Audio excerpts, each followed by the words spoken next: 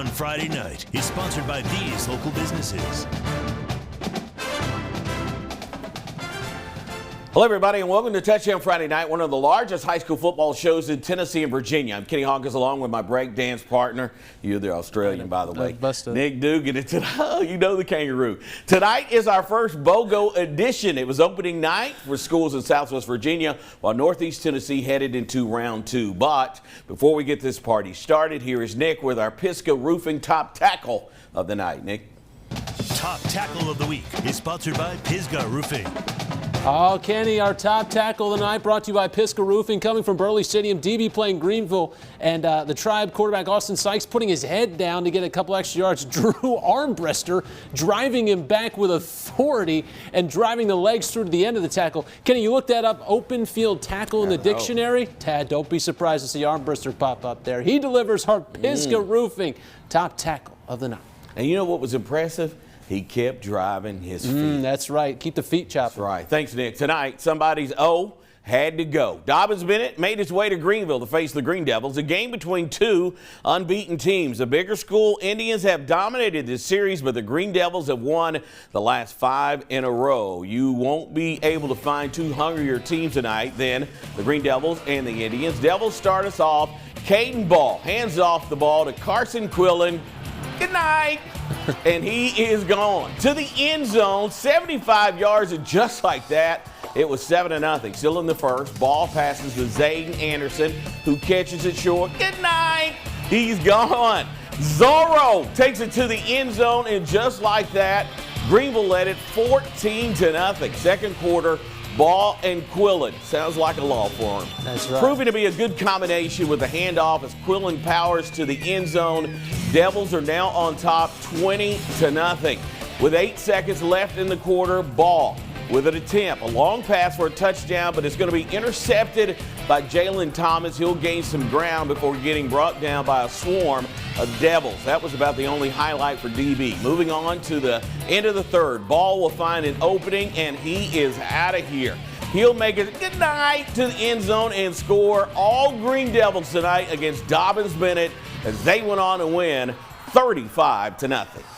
Yeah, it's great having Carson. You know, he's a great athlete, and us together we can make a really unfair advantage.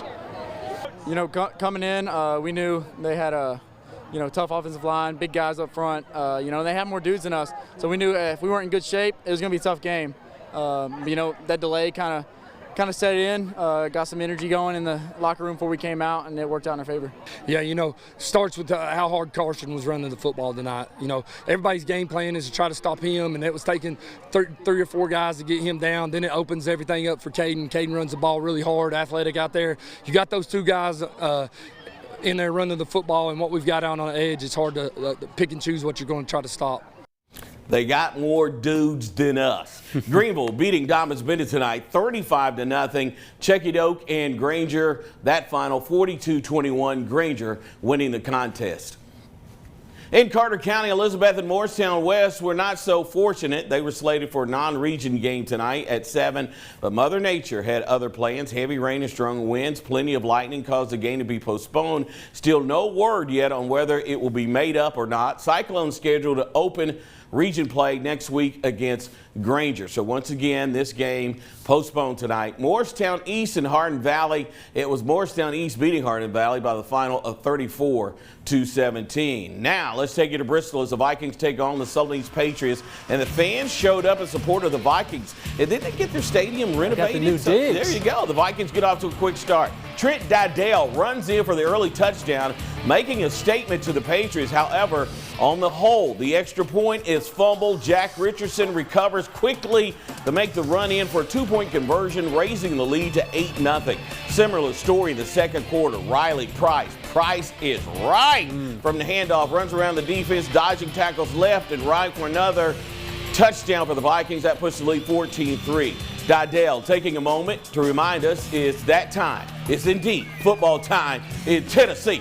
Take that Rolex off as we go to the board. Looks like this. It was Tennessee High rolling over Sullivan East 36-3, and Maryville over Knox Central 31-0. Nick. Kenny, thanks. During the summer, Johnson County installed a brand new offense behind head coach Rick Wilson, and like a runaway train, they rolled over Sullivan East in week 1. Tonight, it's a little bit of a different animal facing the Bulldogs of Hampton, which is still looking for its first win of the season. Unfortunately, this one not able to be completed either. Mother Nature really had her own plans tonight. Johnson County was leading 6-0 before this one was postponed. They will make that one up, though, on Monday. And in Virginia, Rye Cove getting all over Hancock County out of Tennessee, 62-6. Some more scores for you here tonight. Anderson County, Science Hill, that game unable to be played. They tried a couple of times. Multiple lightning delays didn't happen. Sevier County, Bears, Smoky Bears, 35-14 over Jeff County tonight. That's a couple down, still 8 more to go as we check in on David Crockett, Daniel Boone, and Unicoi County, just to name a few. But first, the Greeneville Marching Band help take us to break.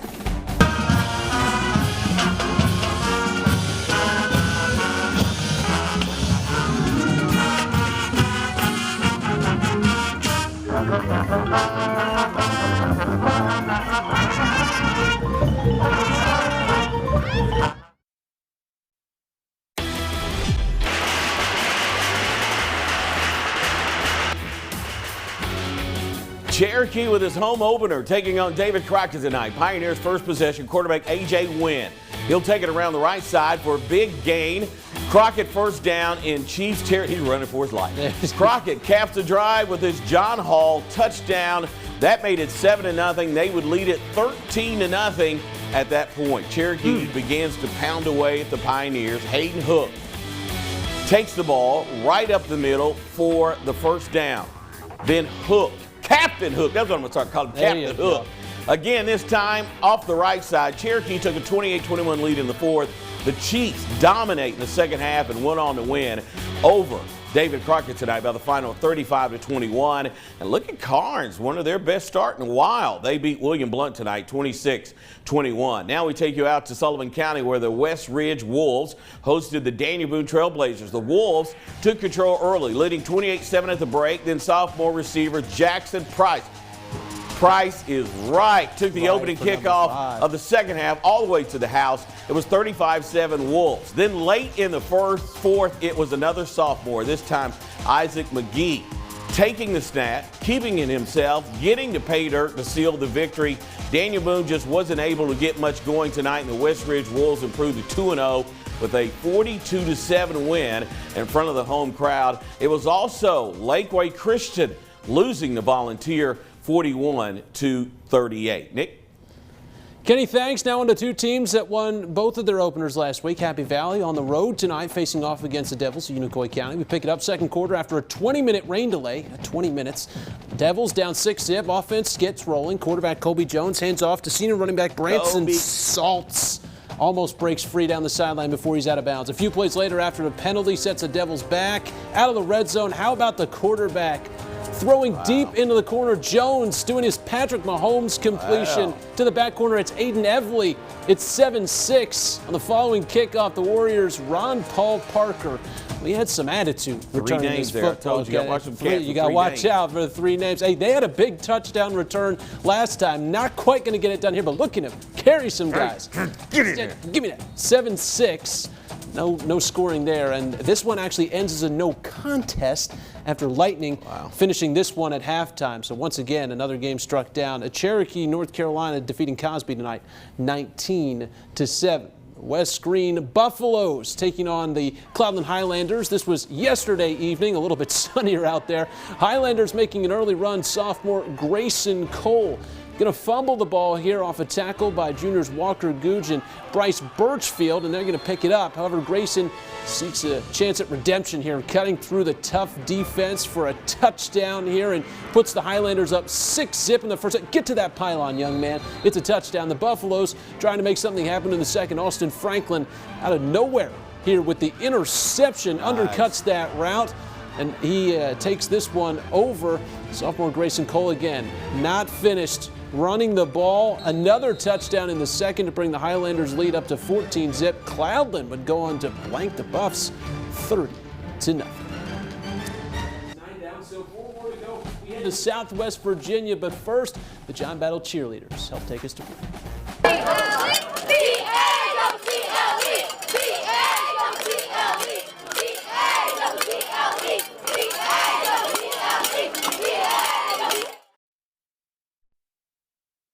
Welcome back to the show, everyone. Let's get you out to Bristol, where John Battle hosted the Falcons. It was all Falcons in this one as senior tailback Owen Barr makes a nice cut to find the open space.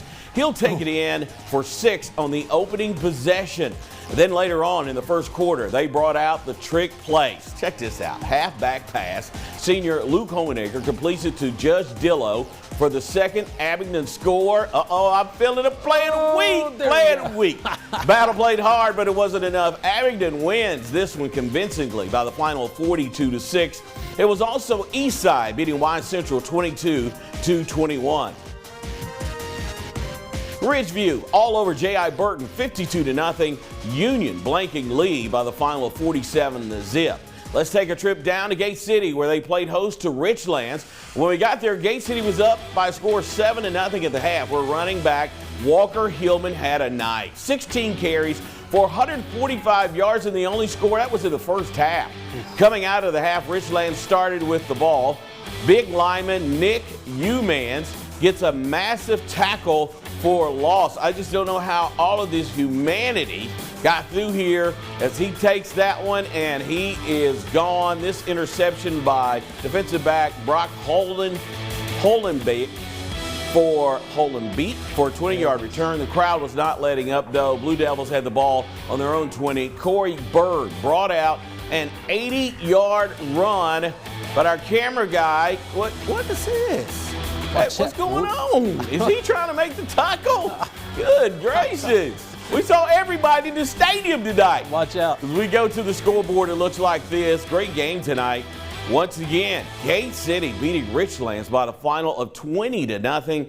Also, it was Marion and Chehowee. Then you had Virginia High, Patrick Henry, 35-28. Rural Retreat over Fort Chiswell, 52-7. Nick?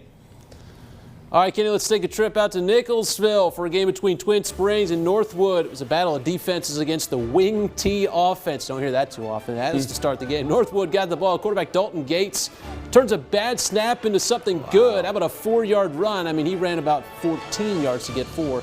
Later on, Twin Springs' Julian Pasquale picks up a nice 7-yard gain here off the pitch for a first down, getting the edge there and finding his way forward. Gates going to follow that up with a big run of his own. Twin Springs defensive back Brandon Weddle makes a big hit, is going to knock him out of bounds coming up right here.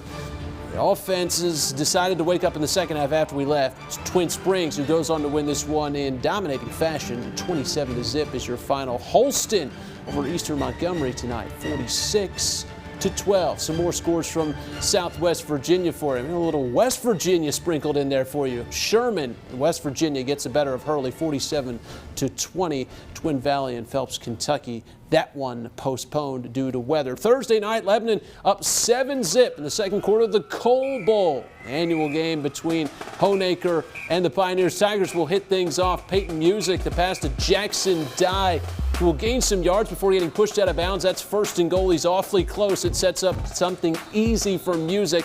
Pushes things in right over top of the center, and he gets on the board. It's 7-6. Later in the quarter, Pioneers' Aiden Cook going to pass this one off to Tony Baker. Nice. Makes it down the field before being brought down by the Tigers' defense.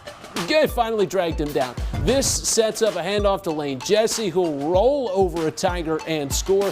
That touchdown brings the Pioneers ahead 13-8 as they go on to win the Coal Bowl this year. How about it, those Lebanon Pioneers? 35-16 on Thursday night. Hey, that's going to do it for our high school football coverage this evening, but there's a highlight or game you missed. You can log on to our website, WJHL.com. Shortly after the show, we'll have it up there. When we come back, Kenny wraps up the day in sports. Stay with us.